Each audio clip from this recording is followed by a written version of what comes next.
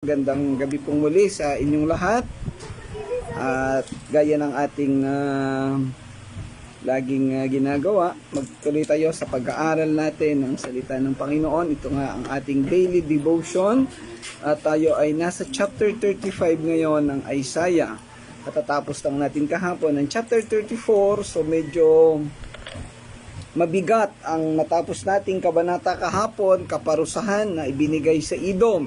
This time, medyo light naman, medyo maganda ang ating tatalakayin sa kabanatang 35. Samahan muna ninyo ako sa panalangin bago sa tayo magpatuloy sa ating pag-aaral. Tayo mag-pray. Ama naming Diyos na dakila sa lahat, muli po kaming nagpapasalamat sa iyo sa napakagandang pagkakataon na ito na binigay mo sa amin upang makapagpatuloy kami ng pag-aaral ng iyong mga salita. Patuloy mo kaming samahan, patuloy mo kaming gabayan at ikaw ay matutunan namin, Panginoon, ang mga mensahe na nais mong ituro sa amin. Salamat po, dakilang Diyos, sa lahat ng ito. Sa pangalan ng Panginoong Hesus. Amen. Amen. Okay, nauna si Sir Daniel sa gabing ito. Salamat, Sir Daniel, sa iyong patuloy na pagsama. Yan. Okay. So, kasama ko dito sa church si Ate Alma, si Sammy at si Abby, plus merong 5 mga bata na susunod na mangunguna sa gawain dito sa Touching Lives. So, atin nga pong tinalakay kahapon, natapos natin kahapon ng Isaiah chapter 34. At ito'y tumukoy sa yung buong kabanatang 34 ay sumasakop sa kaparusahan o sa paghatol na gagawin ng Diyos sa mga taga-Edom. Ang Edom ay isang bayan na sa kasalukuyang panahon ay nasasakop ng bayan ng unang bansang Jordan. At ito'y nagmula sa lahi ni Esau na kakambal ni Jacob na naging Israel naman. So sa pagdaan ng kasaysayan, ang Edom ay naging kaaway ng mga Israelita at isa ito sa mga nagpahirap sa kanila, kaya sa huling panahon sila ay pinarusahan ng Panginoong Diyos. Ang nangyaring kaparusahan sa Edom ay literal na nangyari sa kanila nung kanilang kapanahunan. Subalit sa pamalawak na konteksto, ito ay sumasakop sa propesiya sa lahat ng mga mamamayan, sa lahat ng mga mananampalataya, na sa lahat ng mga tao, hindi mananampalataya, na magdaranas ng kahatulan buhat sa Diyos. So itong Edom ay sumisimbolo sa mundo na hindi sumunod sa mga kautusan ng Diyos. Ito yung mga nababahagi na ng Ebanghelyo subalit hindi nanampalataya. Hindi nagbigay ng panahon o naglaan ng atensyon sa pananampalataya at pagsunod sa Panginoong Diyos. So kaya sila ay nakaranas ng kaparusahan. Yung kanilang lupain ay naging tirahan ng mga mababangis na hayop at silang lahat ay pinarusahan ng Panginoon. So sa gabi namang ito, ating sisimulang talakayin ang kabanatang 35 na kabaligtaran naman ng sitwasyon ng Edom. So ito na may mangyayari partikular sa Israel, pero ang sinisimbolo nito ay ang mangyayaring paglaya ng mga tao buhat sa kasalanan. So more or less ito ay sumasakop doon sa panahon ng Millennial Kingdom. Okay.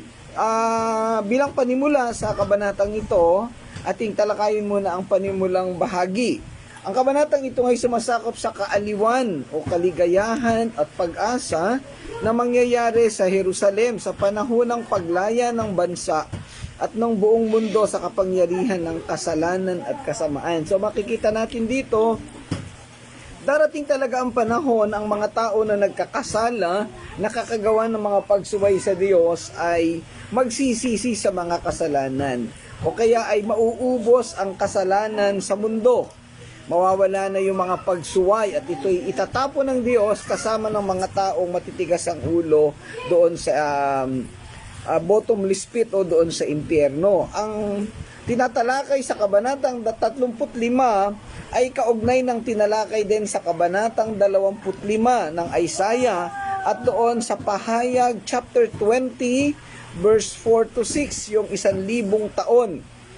Ang sitwasyon dito ay nauugnay sa mangyayaring paglaya ng mga Israelita sa Babylonia. So ito yung literal na sitwasyon. Matapos na mabihag ang mga taga-Jerusalem o mga taga-Juda ng Babylonia, sa mahabang panahon sila'y palalayain. At ito yung nabasa natin sa Daniel chapter 5. At ito yung natalakay na rin ng mga nakalipas na panahon. Sila'y palalayain sa pamamagitan ni Haring Darius ng Persia o ng Medes Persia. Magandang gabi, Pastor Claude. Salamat at nandyan ka na sa ating pag-aaral. Okay. Nagpapahayag ang kabanatang ito ng mga pangitain ng pagpapanumbalik at pagtubos, lalo na para sa mga nakaranas ng kahirapan at pagdurusa. Ang pagtubos at pagpapanumbalik ay inilalarawan sa pamamagitan ng pagiging maunlad na paraiso ng lupain na dating ilang at disyerto at magiging tila kahalintulad ng hardin ng Eden.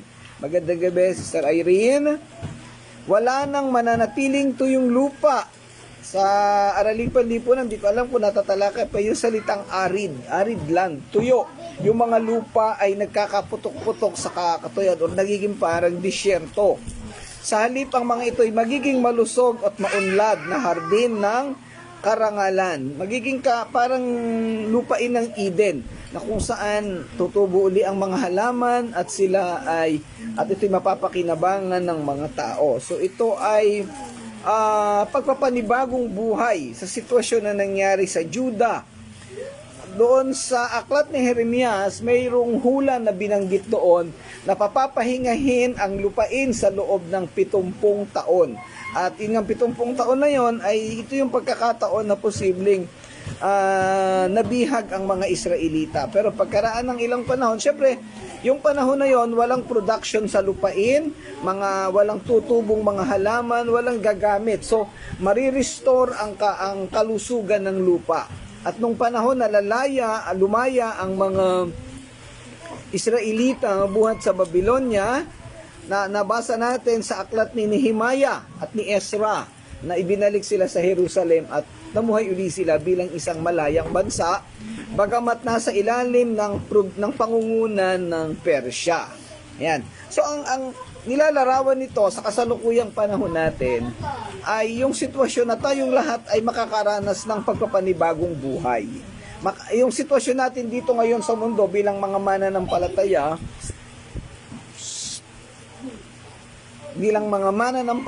ay nakakaranas tayo ng mabibigat na sitwasyon, mga problema at kabigatan, at nakakaranas din tayo ng mga pang-aapi ng ibang tao. Tayo ay nilalait, binubuli at kung ano-ano pa. Magandang gabi, Pastor Nanding. Salamat po muli sa inyong pagsama. Subalit, darating ang panahon na ang lahat ng kahirapan na nararanasan natin dito ay mauubos at matatapos. Ito yung panahon na tayo ay dadali na ng Panginoon sa kaniyang kaharian. At then, alam natin yung proseso sa end times, eschatology, mangyayari yung Great Tribulation, tapos bababa ang Panginoong Jesus, and then, yun nga, yung Millennial Kingdom. Magandang gabi, Ate Rose. Salamat at naandyan ka. Yan.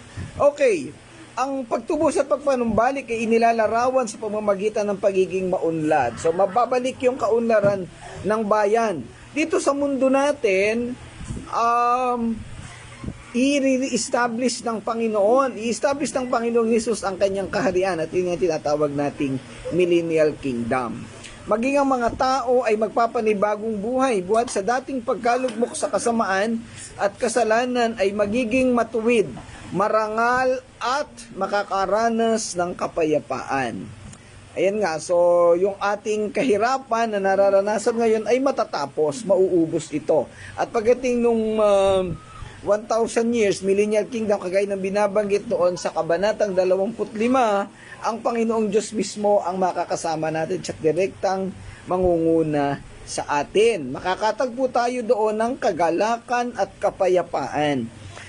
Nabanggit ko rin dati na yung panimula, yung mangyayari sa Millennial Kingdom, ito yung panimula ng binabanggit sa John chapter 10, verse 10, na isang buhay na ganap at kasiyasiya. Muli, sa mga hindi nakarinig dati, yung John chapter 10, verse 10, na buhay na ganap at kasiyasiya, hindi po yan mangyayari dito sa lupa.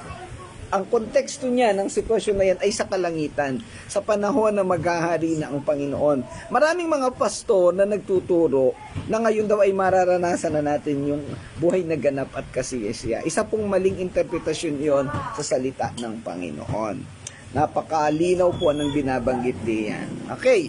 Now, ito yung mga sitwasyon na mangyayari sa kabanatang ito. Una, sisimulan natin sa sitwasyon ng pagkakatapon o yung exile.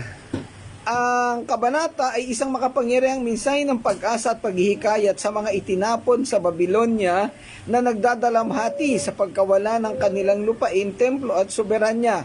So maalala natin sa katapusan ng Second Chronicles at dito sa panahon ni Isaiah, ang mga taga-Juda ay binihag ng Babylonia at marami sa kanila dinalang bihag. Yung kanilang lupain ay pinatirahan sa mga dayuhan. So nawalan sila ng identity, nawalan sila ng soberanya at kapangyarihan sa lupain na ibinigay sa kanila ni Yahweh. Itong lupain na binabanggit dito, ito yung dating sakop ng Kanaan. Magandang gabi, Ate Jessa. Salamat at nandyan ka sa ating pag-aaral. At syempre kay Juana, nasa na kaya si Juana ngayon? Yan. Okay, so itong lupang Kanaan na to, hinati ito sa 12 tribo ng Israel o 12 lipi. At pagkatapos ng paghahari ni Haring Solomon ay nagkaroon ng Northern and Southern Kingdom, yung Israel at ang Judah. Kaya lang, dahil sa kanilang pagsuway sa Diyos, sila ay ipinabihag. Ang Israel, una sa Assyria, ang Judah ay sa Babylonia. At yun nga, napahinga ang lupa, ang kanilang lupain na malusog, land of milk and honey, ay naging deserted, naging disyerto o isang lupain na wala ng pakinabang. So, ganoon ang mangyayari sa sitwasyon nila. Subalit sa pagkakataong ito, ay ibabalik sila ng Diyos sa kanilang lupain. Okay, ang disyerto bilang simbolo, ang disyerto na karaniwang nauugnay sa pagkabaog, barrenness, kahirapan at kawalan ng buhay ay naging isang maunlad at mayabong na lupain.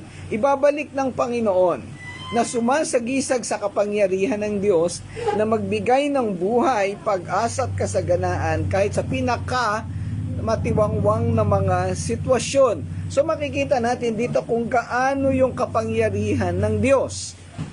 Tiwangwang na lupa, walang kakayahan, pero kayang baguhin ng Diyos ang lahat ng sitwasyon. At ito'y kagaya rin sa ating mga buhay. Tayo'y lubog sa kasalanan, sa pagsuway at sa pagiging matigas ang ulo. Subalit, sa isang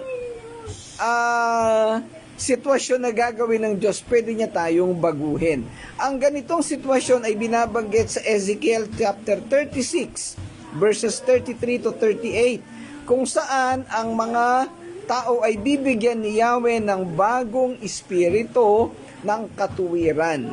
Yan. Okay, tinatalakay din dito ang pagtubos at pagpapanumbalik. So alam natin, tutubusin yung mga tao sa kanilang buhay na mapangit at panunumbalikin sa kanilang buhay na masagana. May binabanggit dito na yung mga pilay ay lalakad, yung mga bulag ay makakakita, ang mga bingi ay muling makakarinig. So itong mga sitwasyon na makakarinig, makakakita, ito'y tumutukoy sa muling pagbubukas ng puso't ng isip ng mga tao sa salita ng Diyos. At sila'y makakalakad, ibig sabihin sila'y kikilos, mamumuhay ayon sa kaparaanan ng Diyos. Ito'y nagpapahiwatig ng pagpapanumbalik ng parehong pisikal at espiritual na pagbabago o kagalingan. Ang kabanata ay nagtatapos sa pagpapabalik ng mga taong pinalaya sa Zion. So alam natin yung Zion tumutukoy sa Jerusalem. So sila ay pababalikin. At ito nga nabanggit ko kanina sa panahon ni Nehemiah, kung saan itatayo muli ang templo, magkakaroon sila uli ng yung pader o yung pagitan. So, tumutukoy din ang sitwasyon na ito sa pagdating ng Panginoong Hesus, yung second coming of Jesus Christ matapos ang Great Tribulation. Ayan. Okay, nabanggit na natin yung ilang or wilderness sitwasyon ng lupain na walang pakinabang, walang kaunlaran at kaligayahan, parang mga kahirapan ang nangyayari. Pero sa pagkakataong ito ay panunumbalikin ng Panginoon sa maayos na sitwasyon. At may binabanggit pa sa King James, at namumulaklak na parang rosas. Doon kaya binabanggit yung salitang Eden. Dating disyerto pero tutubo uli yung mga malulusog na mga halaman at mamumulaklak. Binabanggit yung rosas, mayroong crocus at kung ano-ano pang mga halaman. So, manunumbalik ang kaayusan sa mundo. Okay. Diretso tayo sa verse 1. By the way, ang kabanatang ito ay maigsi lamang. Meron lamang itong 10 talata. At ang unang bahagi, yung verses 1 and 2, ay tumutukoy sa panunumbalik ng kagandahan at kasiyahan sa lupain. Yung verses 3 and 4 ay tumutukoy sa pagkapanumbalik ng kalakasan or physical strength. Ang verses 5 and 6 ay tumutukoy sa pagpapanumbalik ng pandinig at pagkakita, sight, knowledge, and wisdom, kalakasan at kakayahang kumilos at magtrabaho, o abilidad na gumawa ng mga bagay, at tumutukoy din sa kaunlaran at kasaganaan, buhay o kaligtasan, yung totoong prosperity, no? Yung mga naririnig nating prosperity or kaunlaran sa panahon na ngayon, puro mga huwad yun. Hindi yun totoo, mga fake prosperity yan. Pero dito sa panahon na to, ito yung biblical prosperity at legitimate na prosperidad o pag-unlad. And then sa verses 7 and 8, papanumbalikin ng ang tuyo at tuyong lupa, restoration of the arid land and into green fields. Magiging berde uli yung mga bukirin. Ibig sabihin ng berde, magkakaroon ng malulusog na mga halaman na mapapakinabangan ng mga tao. And then, syempre, itong green fields na to ay tumutukoy, isang simbolismo ng restoration ng daan patungo sa kabanalan o pagkakaroon ng relasyon sa Panginoon. And then, finally, sa verses 9 and 10, ito yung pagpapanumbalik naman ng kapayapaan sa Zion o restoration of peace in Zion. Okay, talakayin natin sa gabing ito ang talatang 1 at 2. Sabi sa verse 1, muling sasaya ang ulilang lupain na matagal ng tigang. Mamumulaklak ang mga halaman sa disyerto. The wilderness and the dry land will be glad. The desert will rejoice and blossom like wild flower.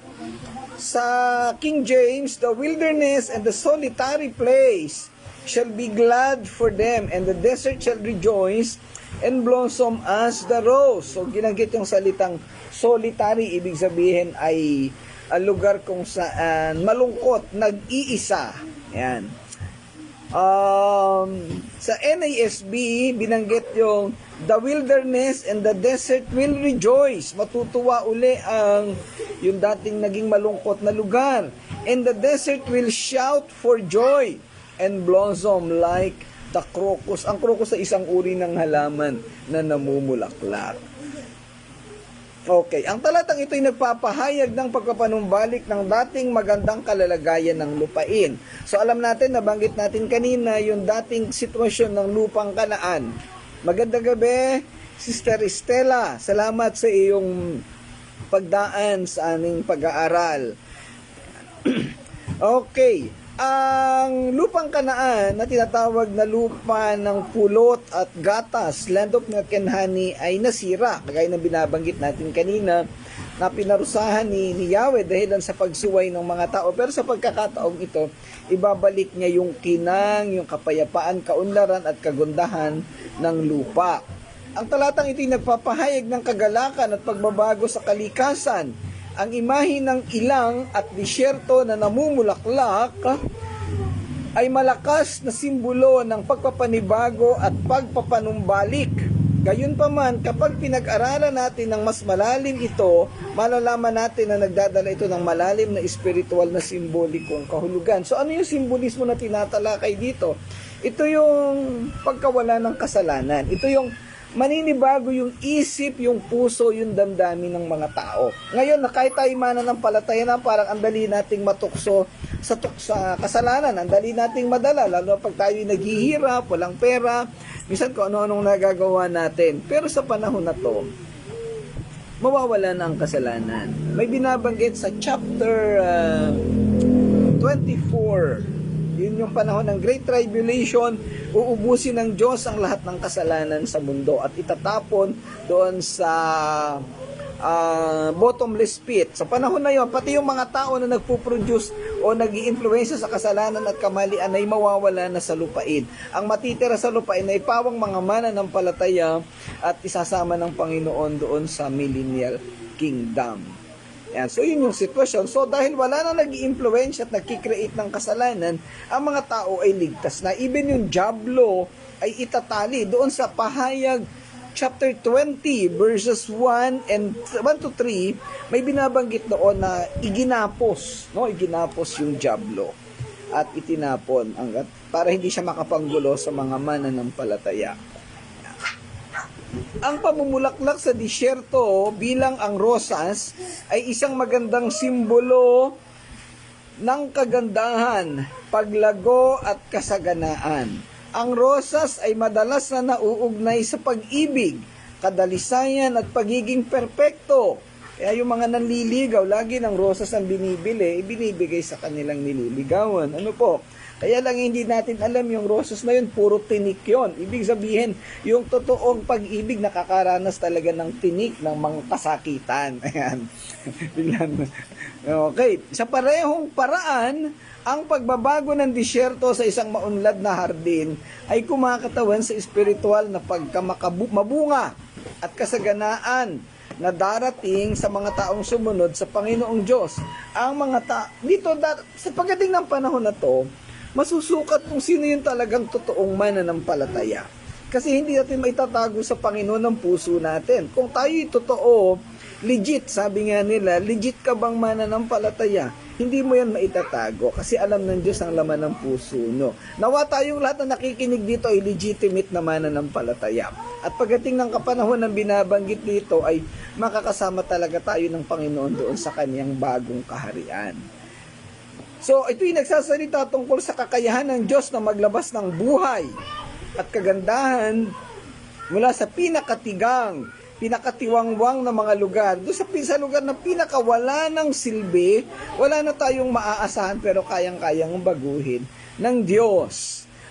Ang daming ilustrasyon sa Bible. Halimbawa, si Lazaro, tsaka yung mayaman, si Lazaro ay walang kakayahan pero iniangat siya ng Diyos. Yung ating buhay na lugmok sa kasalanan ay iniangat ng Panginoong Diyos. At yung isa pang Lazaro na patay na, nabubulok na, ay muling binuhay.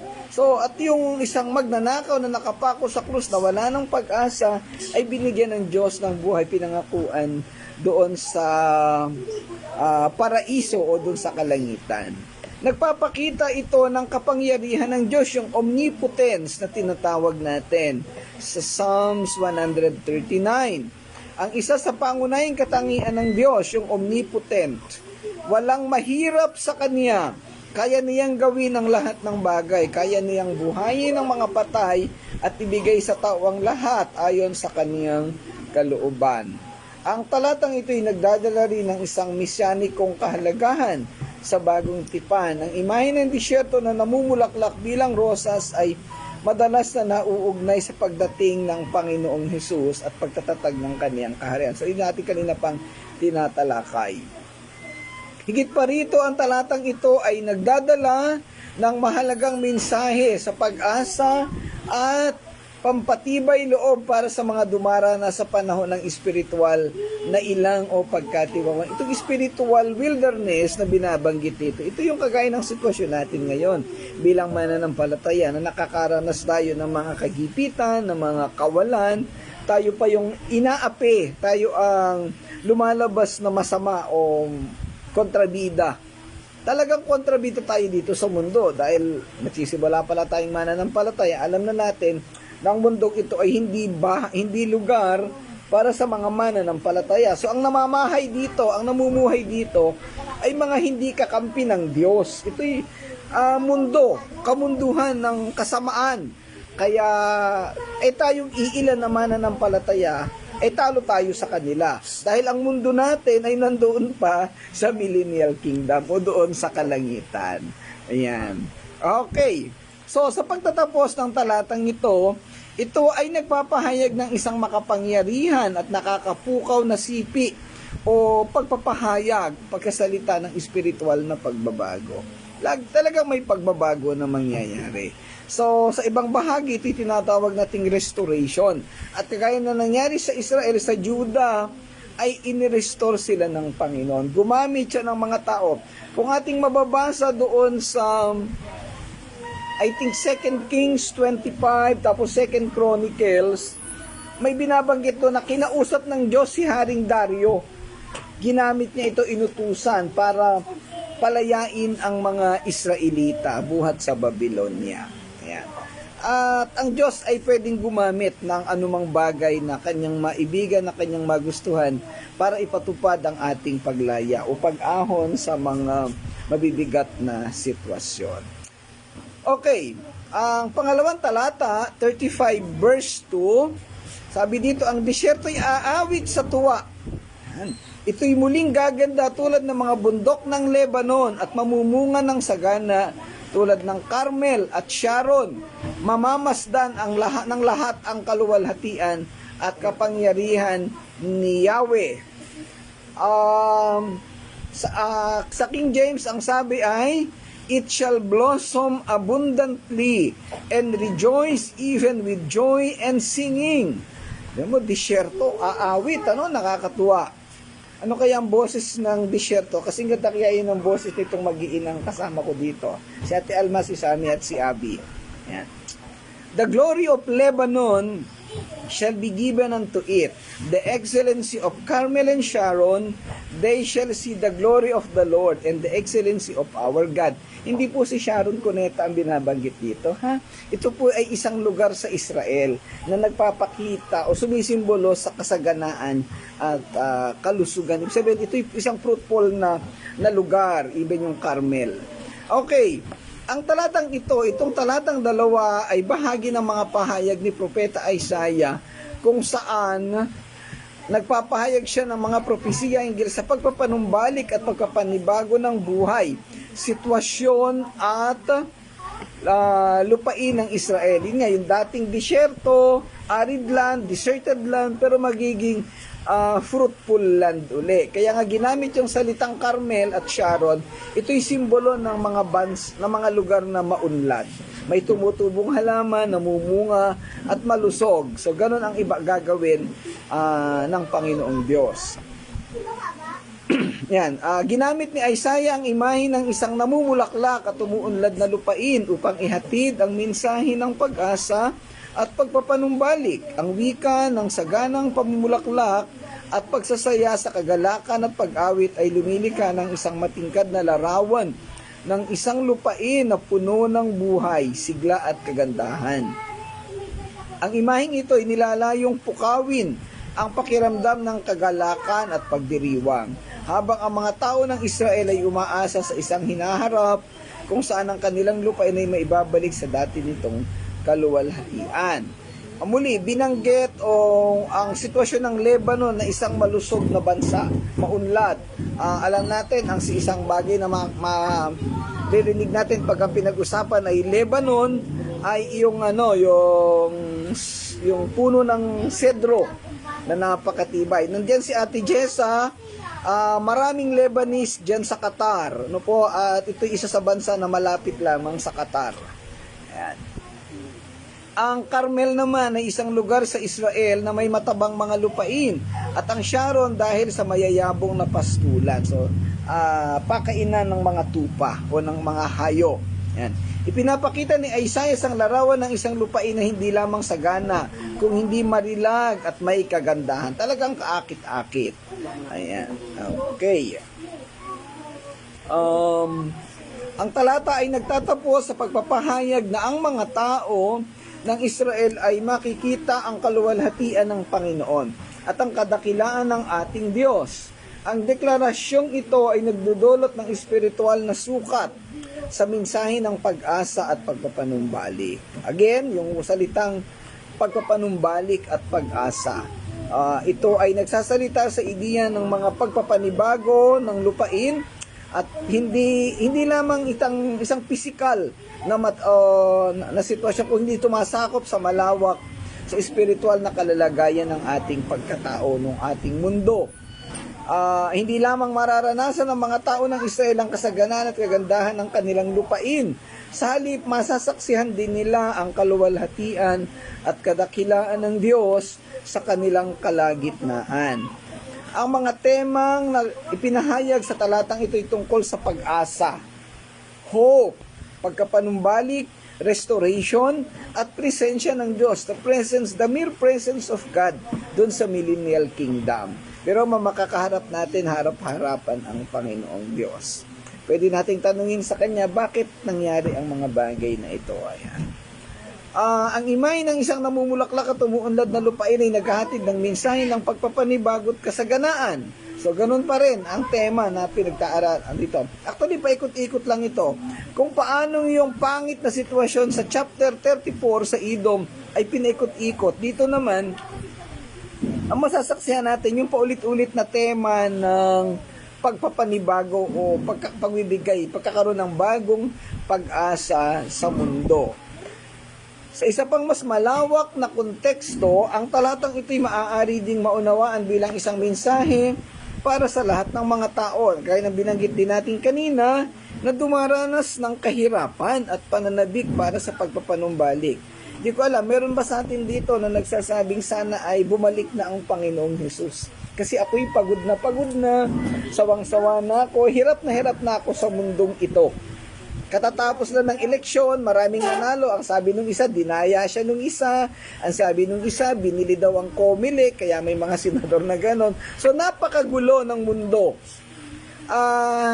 Siguro, mas maigi pa ang solusyon sa lahat ng ito. Bumalik na lang ang Panginoong Hesus at tupukin na. Magkaroon na ng tribulation.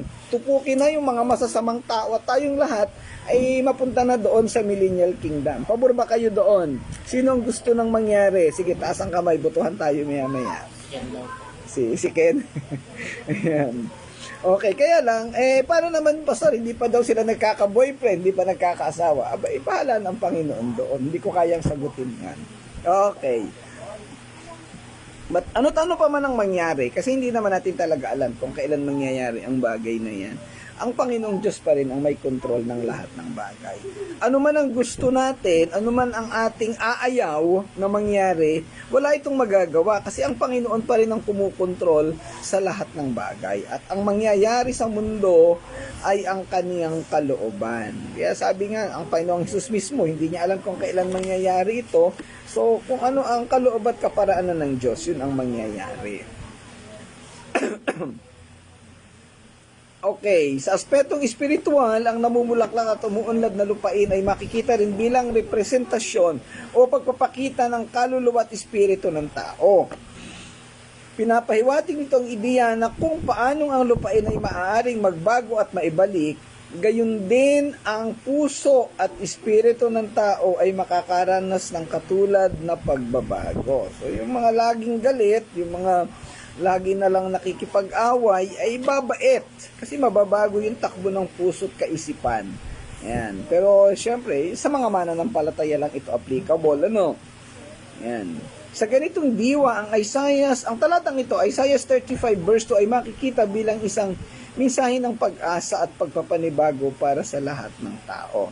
Again, yung Ezekiel chapter 36, ito'y tumutukoy doon kasi ito'y nagsasabi na bibigyan ng Diyos ang tao ng panibagong espiritu. Sa ating pagtatapos, ang talatang ito'y isang makapangyarihan at nakakapukaw na talata na naghahatid ng mensahe ng pag-asa, pagpapanumbalik at presensya ng Diyos. Ang imahe ng isang namumulaklak at umuunlad na lupain kasama ang pagpapahayag ng makita ang kaluwalhatian ng Panginoon. So, ito yung ultimate na sitwasyon. Ito yung pinakadulong sitwasyon na mangyayari sa mundo. Kaya ano man ang hirap, ano man ang kabigatan na ating nararanasan ngayon, patuloy lang tayong umasa na may gagawin ng Diyos sa dulong panahon. Hindi man natin masatisfy ang sarili natin sa mga gusto natin, ay sa huling panahon, ang Diyos ang magbibigay ng satisfaction sa ating lahat. Isang buhay na ganap at kasiyasiya. John chapter 10, verse 10. Okay, so hanggang doon lang po muna ang ating talakayan sa gabing ito. Parang nasilip ko si Pastor Joji, napadaan yata. Ayan, salamat Pastor, napasilip at napadaan ka. Baga matapos na ang aming talakayan. Okay, so bukas po itutuloy natin ating pag-aaral sa verses, I think verses 3 and 4 ang tatalakayin natin bukas. Ayan, so tayo ay pansamantalang matatapos at meron pa tayong ilang activities na gagawin dito sa church. Okay, salamat po sa inyong lahat. Tayo magwakas sa pamamagitan ng panalangin. Pray po tayo. Muli po, amang Diyos, kami nagpapasalamat sa iyo sa tagumpay ng gawain sa gabing ito, ang aming patuloy na pag-aaral, ang pagsama ng bawat isa. Salamat po, Panginoon, sa panahon na ibinigay mo sa amin, sa koneksyon ng internet at sa commitment ng bawat isang kasama namin dito sa church at maging doon sa online na doon sa Facebook Live na kung saan naririnig ang aming pagtalakay. Ama, pagpalain mo po ang bawat isa, maging yung makakapanood ng recording ng talakayan na ito. Iyo po silang pagpalain at maunawaan ng bawat isa ang aralin na aming pinag-aralan. Gamitin mo bilang instrumento upang ang bawat isang makakarinig nito ay magkaroon ng pananampalataya sa iyo at maligtas din, makasama doon sa pagbabago na binabanggit sa pag-aaral na ito. Salamat po, dakilang Diyos. Ito po ang aming dalangin sa pangalan ng Panginoong Hesus. Amen. Amen. Okay. So, salamat pong muli sa inyong lahat, sa mga kasama ko dito sa church. Ayan, nagpa-practice ng pag-awit para sa linggo. Kaya lang, kulang pa sila. Wala pa yung dalawa. Ayan, nawala na si Juana. Sana ay dumating na maya-maya. Okay, salamat pong muli sa inyong pagsama. Pagpalain po kayo ng Panginoon. Salamat, Ate Jessa. Alam kong alas 11 na ng hating gabi dyan. Ano? So, magpahinga ka na. Okay. God bless everyone. Salamat, Sister Stella. Pastor Nanding, Pastor Claude, Sir Irene. Sino pa ba ang nandito? Ayan. Okay, sige po, kita-kita po tayo ulit bukas. Bye-bye!